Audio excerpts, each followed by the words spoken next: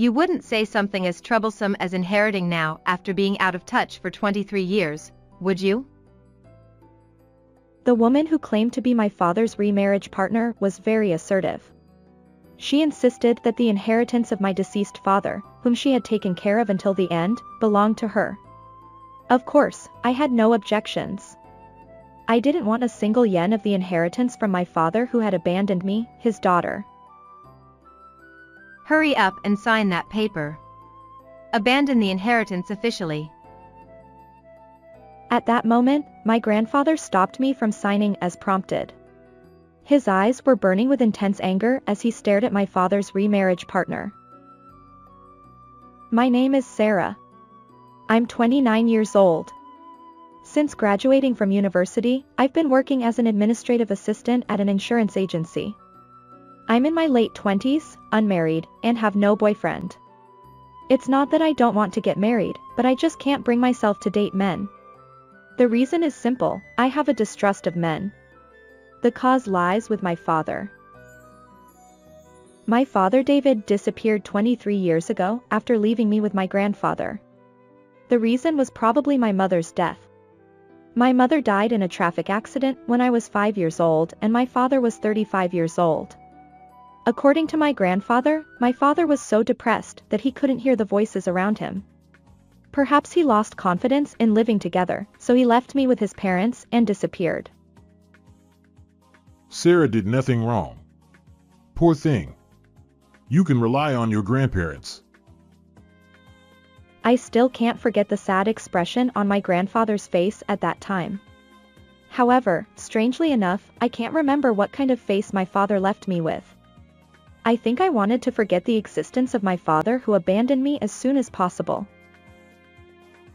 It was about 5 years after that when I heard a rumor that my father had remarried. The estrangement between me and my father lasted for 23 years.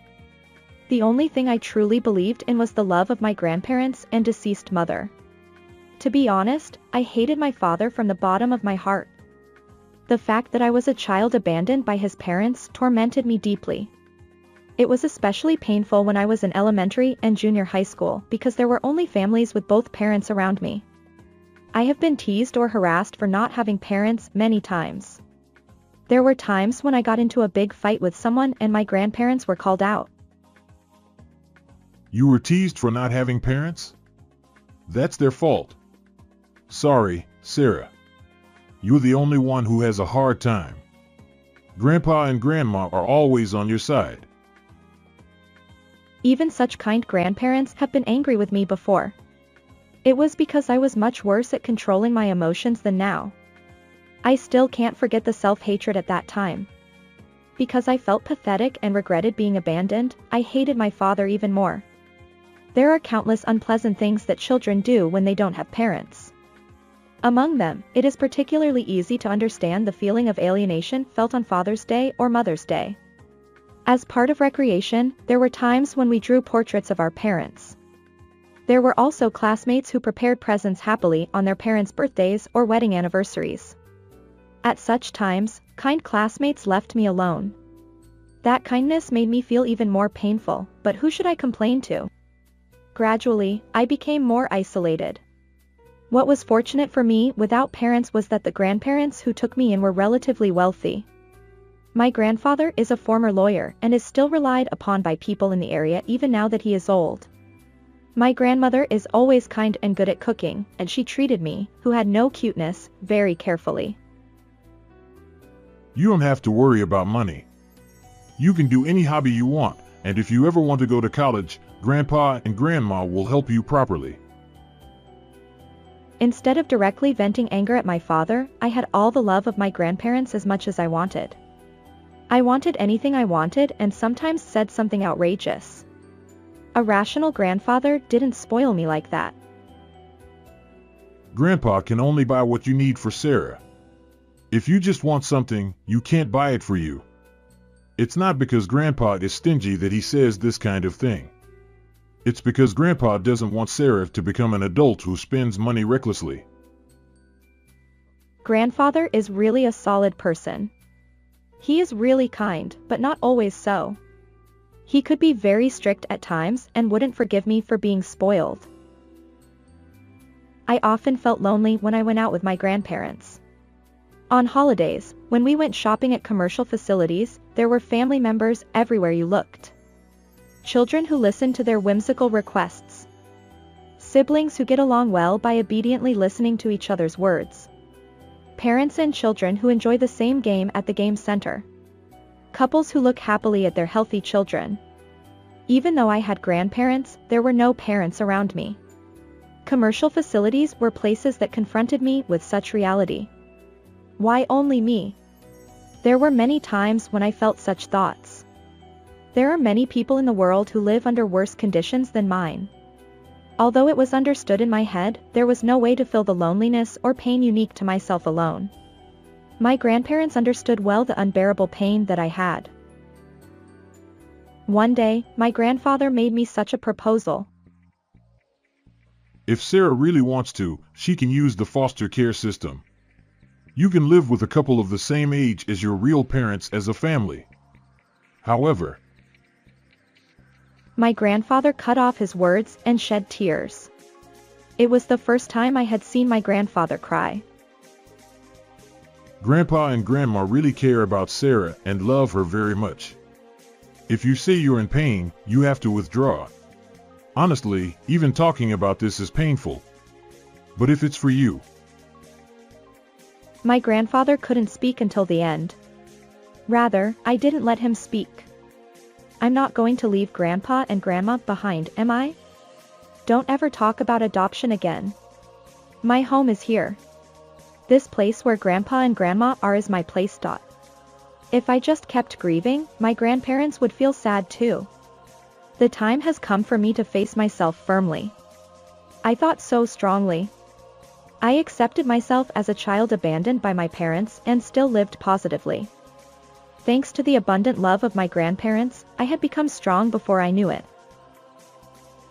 The passing of my grandmother due to illness was 20 years after my father abandoned me. It had been a long time since I had to say goodbye to someone so close. I was extremely sad, but my grandfather was calm and collected. He even had the composure to comfort me. I felt puzzled that my grandfather, who should have been the one grieving the most, was so composed. I was prepared for this day to come someday. We talked a lot while we were still alive and were ready to say goodbye. That's why I'm surprised at how well I'm holding up. It's strange. My grandparents' parting was very peaceful. Everyone in the family praised their parting as something they would want for themselves, and I was proud too. While my grandmother was being cremated, one of my aunts approached me with an apologetic look on her face. I'm sorry to bring this up at a time like this, she said, and showing me a picture of a man and asking if I would consider marriage. She knew it would be frowned upon, but she brought it up anyway. She looked genuinely sorry about it. Surprisingly, my grandfather smiled when he heard about it. That's great news. You should definitely consider it. Think of your aunt's feelings. My grandfather said that, but I couldn't feel the same way. Because of the painful experience of being abandoned by my father, I had become distrustful of men. While I admired the kind of relationship my grandparents had, I couldn't bring myself to hope for marriage. In my heart, such an intractable dilemma had taken shape. 3 years after my grandmother's passing, my grandfather approached me with a serious look on his face and said he had something to tell me. David seems to have passed away in the hospital. It was then that I learned for the first time that my father had been seriously ill. In fact, my grandfather had been in touch with him through his lawyer friends in recent years. The news of his death also came from those lawyer friends. I heard that the funeral is the day after tomorrow. I'm going to go. What about you, Sarah? After thinking about it, I decided not to attend the funeral. I didn't ask for any details like the address. My grandfather said he would leave it up to me. My father and I had cut ties 23 years ago.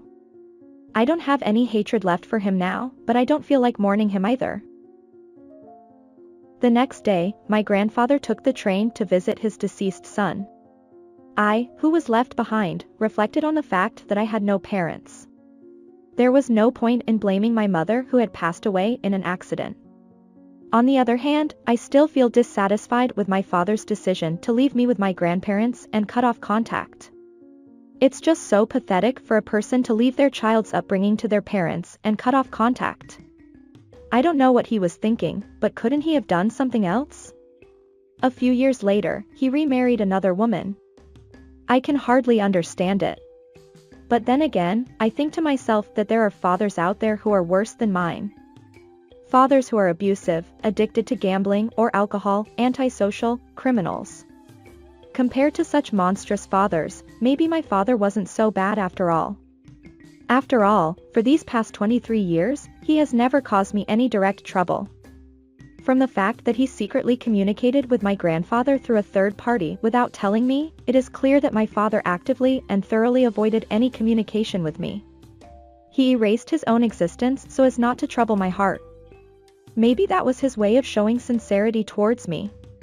When I was 5 years old, I felt that my father was an awkward and unsociable person even though I was just a child. Until the very end, my father was just as I had imagined him back then. I now regret that I never heard his thoughts from his own mouth. After my father's funeral, a woman I didn't know visited me. She was probably in her 40s and had a very strong personality with distinctive heavy makeup. You're Sarah, right? I knew it right away. You look a lot like David. I had an intuition that she was my father's new wife. The woman named Taylor handed me some documents. I came here today to ask you to renounce your inheritance, Sarah. According to Taylor, my father had about 20 million yen in savings. If things continue as they were, Taylor and I would split the savings in half. She said that was unacceptable. Don't you think so? I took care of David until the end, so it's only natural that I should get his money. She said it was ridiculous for someone who hadn't been in touch for years to suddenly claim their rights. Yes, I understand, I replied. But if you don't mind, could you tell me what kind of life my father led? What kind of life? It was a boring, everyday life. He didn't drink or smoke. He didn't play pachinko, slots, or horse racing. He either read books all day or sat in front of his computer writing articles. My father worked as a writer and would write anything if asked to do so, internet news, SEO articles, novels, scenarios. Even when he became bedridden due to illness in his later years, he continued writing. I was struck by an unexpected feeling. A self-centered father was suited for a lazy life like that. Although I had thought so somewhere in my heart, I couldn't imagine my father as a stoic writer. At the same time, I was beginning to lose sight of who my father really was. It wasn't an easy feat to accumulate 20 million yen through writing work alone. It wasn't an ordinary effort. Why did someone who could be so devoted to something abandon his duty to raise his daughter? Come on, isn't it enough? Sign it quickly. What's wrong? You haven't been in touch for 23 years, and now you're saying you want to inherit it? Of course, I was going to abandon the inheritance. I don't want anything that someone who abandoned his daughter left behind. What are you doing? Sign that paper quickly. Officially abandon the inheritance. As I was prompted to sign, my grandfather came and stopped me. My grandfather, who faced Taylor head-on, looked angry no matter how you looked at him. How dare you come all the way here so easily? I told you not to come. Father-in-law. Don't be so cold, W. I'm your daughter-in-law, you know? I don't remember recognizing you. And you like David's money more than David himself, don't you? So that's not true. It's just like I said at the funeral. The grudge between my grandfather and Taylor. I had no idea what it was. My grandfather explained it to me as I was bewildered. It's true that David remarried Taylor. David regretted it. Taylor is promiscuous, spends a lot of money, and hardly takes care of her sick husband. So that's why it's a lie. Who said such a thing? The lawyer? Hey, Sarah, just sign it already. Abandon the inheritance. That's impossible. David's will says he will leave all his property to his daughter Sarah. Will. I was as surprised as Taylor. It was the first time I heard about my father's will. My grandfather nodded deeply as he looked into my eyes. Don't worry. The will has not been opened yet. It has to be verified by the court. The reason Grandpa knows the contents of the will is because David read the letter attached to the will. Father's letter. Yes. It's written in that letter. He decided to leave all his property to Sarah. And your infidelity is also written there. There are also photos of evidence. David doesn't want to leave anything to you. Taylor slumped down in disappointment. The words, "there are also photos of evidence," may have had an effect on her. She seemed to have given up because she could no longer escape. I was still confused. Leaving property to a daughter who was supposed to have been abandoned? For what purpose? My grandfather smiled sadly as he sensed my confusion. I'm sorry for keeping silent for so long, Sarah. Your father didn't hate you and abandon you. He had no choice but to leave you with Grandpa and Grandma because of his illness. Actually, my father had the same illness as my grandmother when he was young. After his wife died in an accident, he seriously thought about it. If he continued to raise his daughter like this, he would eventually become a big burden for her. And that day could come at any time. His daughter might become a so-called young carer. Rather than letting that happen, it would be better to be hated for life and cut off the relationship completely. It was an extremely extreme choice, typical of a clumsy and unsociable father. Knowing everything, I felt indescribable. I was actually loved by my father. Taylor, are you obsessed with inheritance because you want to use David's legacy to pay off your debts? Unfortunately, you won't get a penny. This is the worst. You must be disappointed. You approached David for money from the beginning, didn't you? Taylor let out a big sigh. It seems that she hit the nail on the head. She hung her head and went home with a heavy heart. It was the moment when Taylor's debt repayment life, which would continue for many years to come, was confirmed. After Taylor left, my grandfather apologized to me again. I'm sorry I kept it a secret. I couldn't tell you because of my promise to David. My grandfather seemed relieved. Only he was feeling refreshed. I was still feeling confused. After all, my father's negative evaluation has been going on for 23 years. It can't be changed easily. It will probably take time. For now, I wanted to read the letter my grandfather mentioned. That's where the story begins. If I'm satisfied with everything, I'll inherit the inheritance for the first time. And then I'll go to my father's grave right away. I'll probably tell my father how grateful I am for the first time. I was looking forward to that moment.